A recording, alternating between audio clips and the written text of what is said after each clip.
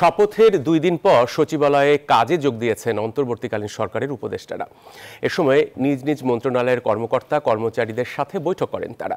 সভায় অন্তর্বর্তীকালীন সরকারের ডাক ও আইসিটি উপদেষ্টা নাহিদ ইসলাম বলেছেন, কথায় কথায় ইন্টারনেট বন্ধ করা চলবে না। ইন্টারনেট শাটডাউনের সাথে জড়িতদের বিরুদ্ধে ব্যবস্থা নেওয়া হবে। স্থানীয় সরকারের উপদেষ্টা এএফ হাসান আরিফ বলেছেন, স্থানীয় সরকার বিভাগে দুর্নীতির প্রবণতা বেশি, তাই কোনো প্রকার দুর্নীতি যাতে না হয় সেদিকে কড়া দৃষ্টি থাকবে।